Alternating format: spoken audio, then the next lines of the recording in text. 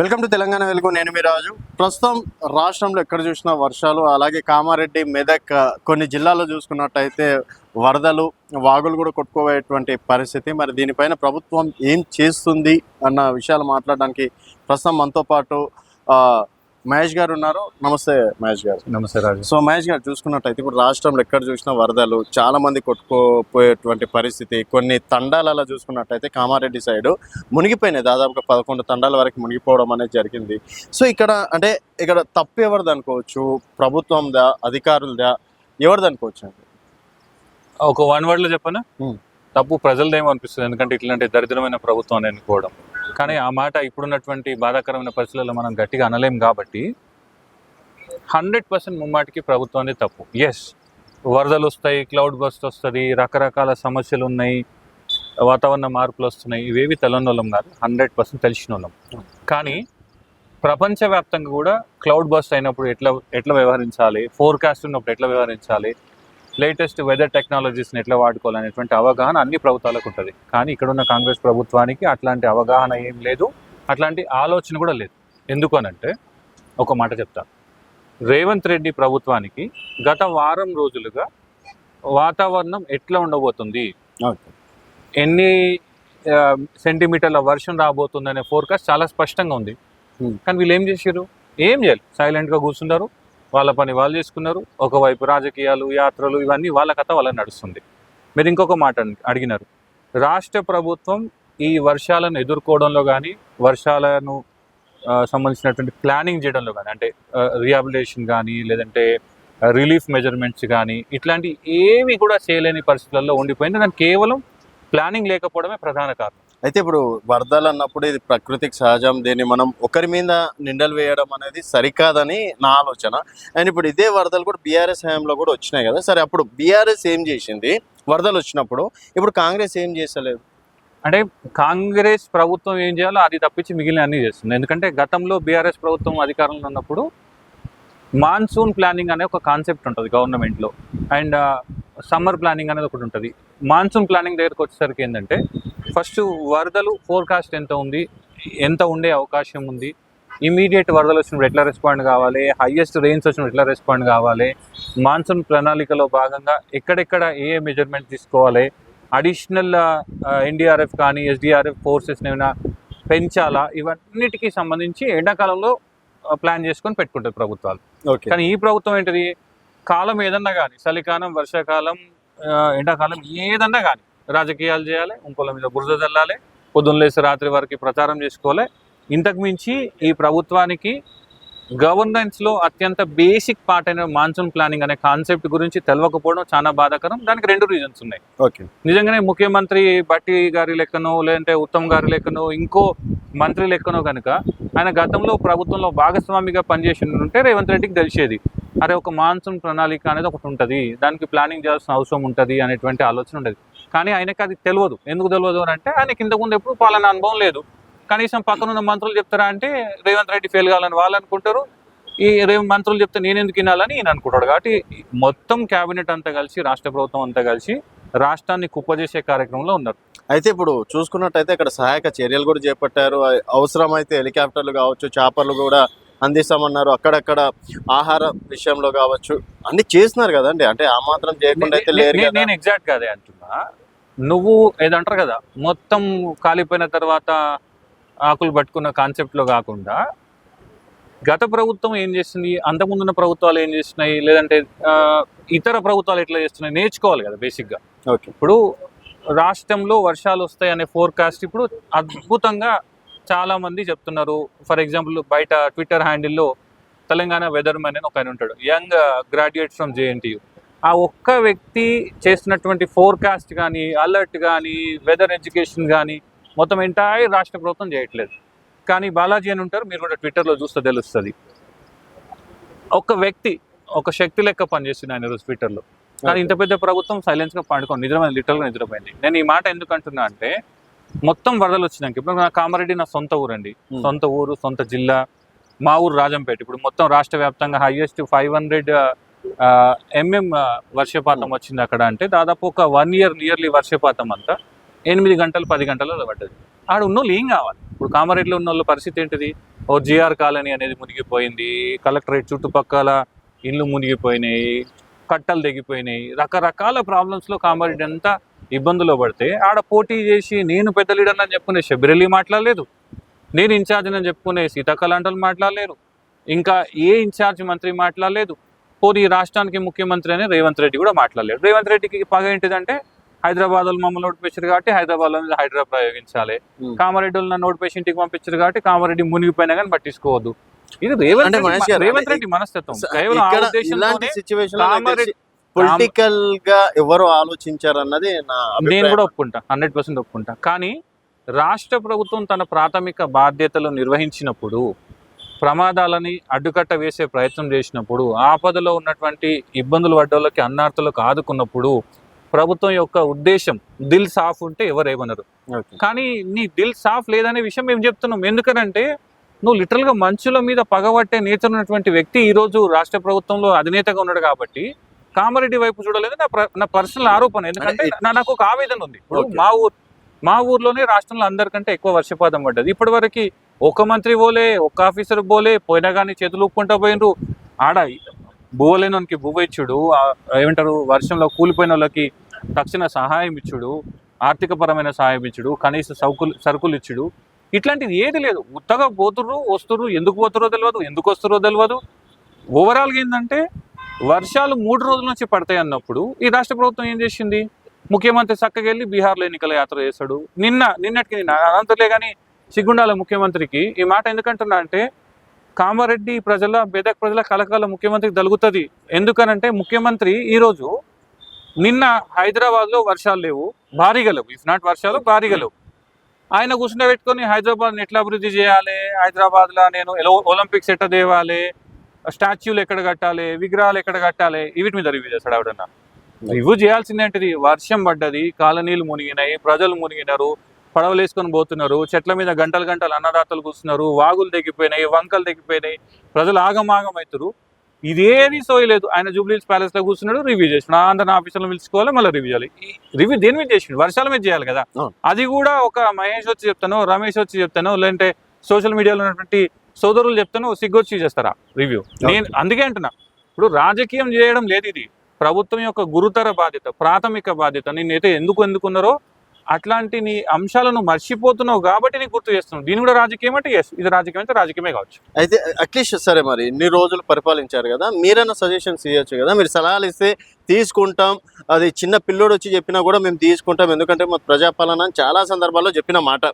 So మరి సలహాలు ఇవ్వడానికి ఎగ్జాక్ట్గా ఇప్పుడు మొన్న అంతకుముందు కూడా ఒక ఎక్కువ వర్షం వచ్చింది హైదరాబాద్లో, ఒక రోజు స్కూల్స్ బంద్ చేసిరు, హైదరాబాద్లో భారీ వర్షం ఉంది, వరంగల్లో నీళ్ళు వచ్చినాయి, మీకు గుర్తుంటుంది. 15 రోజుల కిందనే, ఏమి 5-6 నెలలు కాలే, ఆ 15 రోజుల కిందనే కేటీఆర్ అన్న చాలా స్పష్టంగా ఒక డీటెయిల్ రిక్వెస్ట్ ప్రభుత్వానికి ఇచ్చిండు. ఎందుకంటే ఈ ప్రభుత్వం ప్రతిపక్షాల దగ్గరికి వెళ్ళి కూర్చుండి మాట్లాడేంత పెద్ద హృదయం ఉన్న ప్రభుత్వం కాదు, చాలా కుంచిత స్వభావం ఉన్న ప్రభుత్వం ఇది.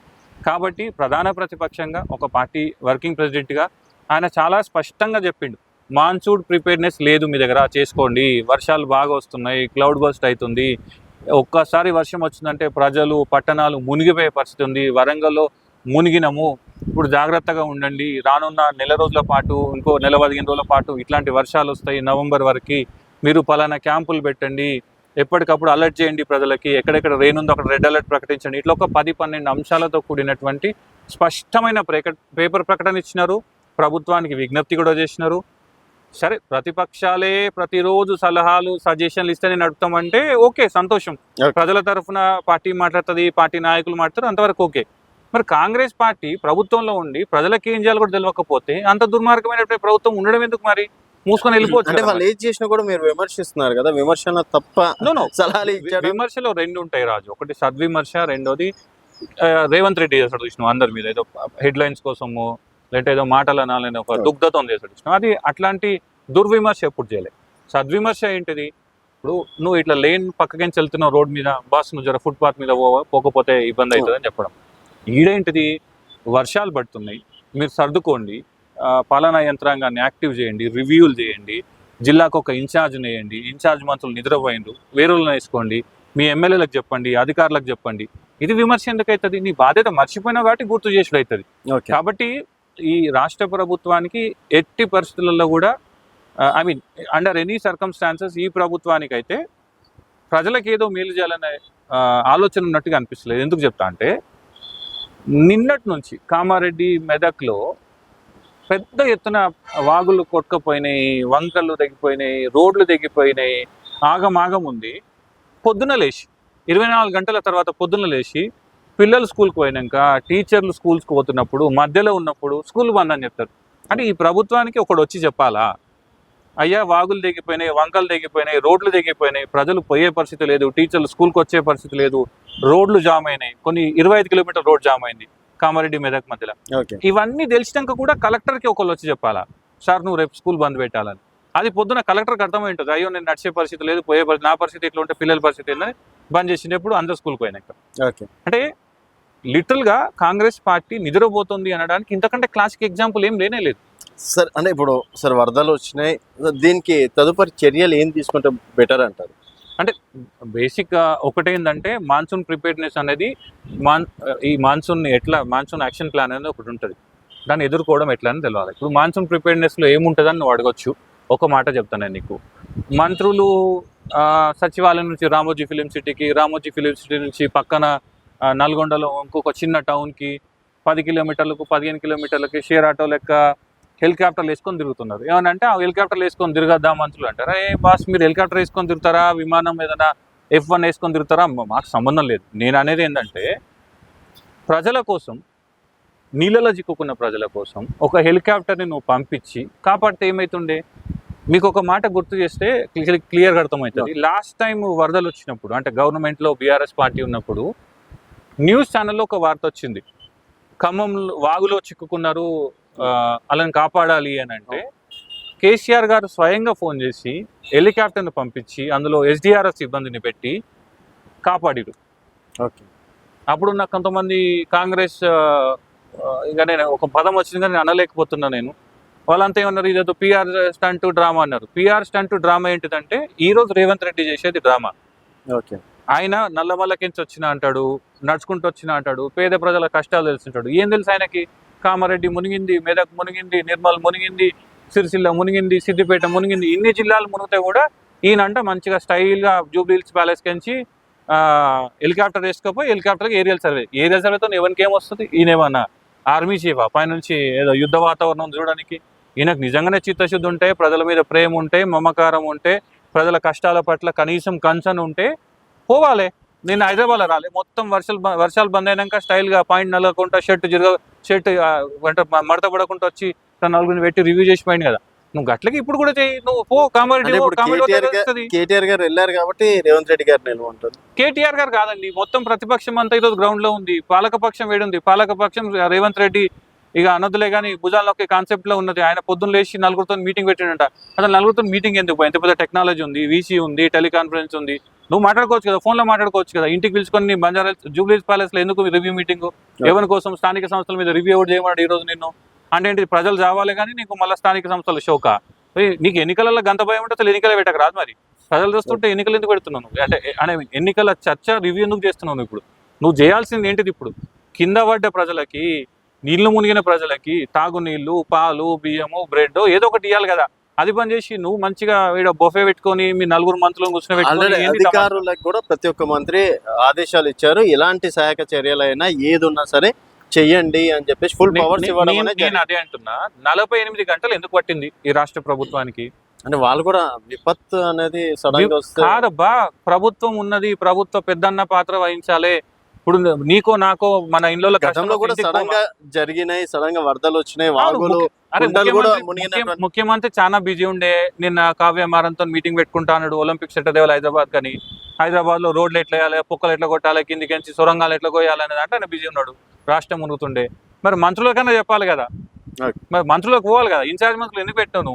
నీకే ఎమ్మెల్యేలు ఉన్నారు కదా, నీదే ప్రభుత్వం ఉన్నది కదా. మరి కామారెడ్డిలో ఎవరు ఉన్నారు, సిద్దిపేటలో ఎవరు ఉన్నారు, సిరిసిల్లలో ఎవరు ఉన్నారు చూసుకొని వాళ్ళతో మాట్లాడుకొని పోవాలి కదా. ప్రతిపక్ష పార్టీకి సంబంధించి నీకు ఇబ్బంది అయితే మాతో మాట్లాడడానికి నీకు అధికార యంత్రాంగం ఉంది కదా, పోవాలి కదా. మెదక్లో కలెక్టర్ ఉన్నాడు కదా, నీకు మెదక్లో మీ ఎమ్మెల్యేనే ఉన్నాడు కదా, ఈ నిర్మల్లో మీ వాళ్ళే ఉన్నారు కదా. ఏమైంది మరి ఇదంతా?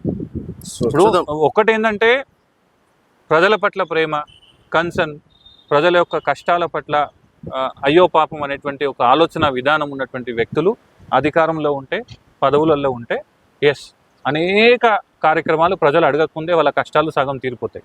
కానీ ఈ ప్రభుత్వానికి, ఈ ప్రభుత్వ పెద్దలకి, మంత్రులకి ఎట్లుందంటే ఎంతసేపు ఏంటంటే ఒక హెడ్లైన్ హంటింగ్ చేస్తే సరిపోతుంది. ఈ రోజుకి ఒక వార్త వచ్చిందా, మన పని అయిపోయింది. సో ఆ అంటే వార్త ఇక్కడ కట్ మీ చేసుకున్నామా, జిల్లా ఢిల్లీకి పంపించినామా. మీ జిల్లాలో ఇలాంటి పరిస్థితి వచ్చినందుకు ఆవేదన ఎక్కువగా అనిపిస్తుంది మహేష్ గారు. అంటే ఆ జిల్లాలో నేను తిరిగి వచ్చినోని, ఆ జిల్లాలో పుట్టి పెరిగి వచ్చినోని నాకు ఒక బాధ ఎందుకు అనిపిస్తుంది అని అంటే, ఒక 5-6 గిరిజన తాండాలు కొట్టుకుపోయినాయి. నార్మల్ కండిషన్స్లో ఆ గిరిజన తాండాల దగ్గరికి పోవడమే కష్టం, గవర్నమెంట్ అధికారి రాడు. అట్లాంటిది ఆ గిరిజన తాండాలు ఉన్నోనికి ఎవరు దిక్కు, ఎవరు మొక్కు, ఎవరు వైరు. ఈరోజు మళ్ళీ మా గంపగోర్ధన్ మాజీ ఎమ్మెల్యే గారు పోయి మాట్లాడించి పలకరించేస్తే కానీ అక్కడికి పోయే నాదుడే లేడు. అంటే కామారెడ్డి లాంటి ఒక జిల్లా కేంద్రంలో వర్షాలు వచ్చి ఓ 2-3 కాలనీలు మునిగిపోతే సైలెన్స్గా కళ్ళు మూసుకొని పొద్దున మళ్ళీ జూబ్లీ హిల్స్ ప్యాలెస్లో రేవంత్ రెడ్డి గారు బ్లెస్సింగ్స్ తీసుకొని పోతామంటే ఏంది, ఇంతకంటే దుర్మార్గం ఏంది? అదే హెలికాప్టర్ ఏదో ఇళ్ళకి పంపించి ఆడ దింపి మళ్ళీ ఈయన తీసుకొచ్చి మళ్ళీ పైన చక్కర కొట్టుకోవచ్చు కదా. ఇప్పుడు ఆయన చక్కర కొట్టడం కోసం ఇప్పుడు వీళ్ళు పోవాలా లేదా, ఎన్ని గంటలు పట్టాలా, వీళ్ళు పోయేదాకా మళ్ళీ ఆడ సామాన్లు వంచే కార్యక్రమం ఆపాలి, ఫోటోలకు పోజులు ఇవ్వాలి, అంతా నడుస్తుంది కామారెడ్డిలో. అందుకే చెప్తున్నా, కామారెడ్డి వాస్తవ్యుడిగా, అక్కడి బిడ్డగా ఒక విపరీతమైన ఆవేదన ఉంది. 2-3 రోజుల నుంచి వర్షాలు వస్తాయన్న రోజు నుంచి భయం ప్రారంభమైంది. కానీ నిన్నటి నుంచి చూస్తే ఎంత హార్ట్ రెంచింగ్ సీన్స్ ఉన్నాయి, ఎన్ని వీడియోస్ ఉన్నాయి చూస్తే అసలు ఇదేనా మేము చూసిన కామారెడ్డి, ఇదేనా మేము పెరిగిన కామారెడ్డి. సరే, ఇది ప్రభుత్వం తప్పు లేకపోవచ్చు, ప్రకృతి కోపం ఉండొచ్చు, కానీ ఎదుర్కొనే అవసరం కానీ ఏమంటారు బాధ్యత కానీ వాళ్ళ మీదనే ఉంది కదా. వాళ్ళు ఎందుకు చేయట్లేదు అనేది నా ఆవేదన, అంతకుమించి ఇంకేం లేదు. బట్ ఇప్పటికైనా కాంగ్రెస్ ప్రభుత్వం కానీ, ముఖ్యమంత్రి కానీ, ఇన్ఛార్జ్ మంత్రులు కానీ, అక్కడ ఉన్నటువంటి కలెక్టర్లు కానీ ఇవన్నీ కొంచెం సీరియస్గా తీసుకొని సాధ్యమైనంత హెల్ప్ కనుక చేయగలిగితే అంతకుమించి ఇంకేం లేదు. I really thank. ఒకవేళ వాళ్ళు ఈ పని చేయగలిగితే కనుక బరాబర్ మేము కూడా ప్రభుత్వానికి ధన్యవాదాలు చెప్తాం. కానీ అది అవుతుందనే నమ్మకం అయితే కనిపిస్తలేదు లాస్ట్ 48 hours చూసిన తర్వాత. యా, చూద్దామండి. అంటే ఇప్పటి నుంచి అయినా సరే హోప్ఫుల్ అంతే. థ్యాంక్ యూ అండి. థ్యాంక్ యూ రాజు. ఇది మహేష్ గారి తోటి స్పెషల్ చూచాను. మరొక మళ్ళీ కలుగుతాం. చూస్తూనే ఉండండి తెలంగాణ వెలుగు.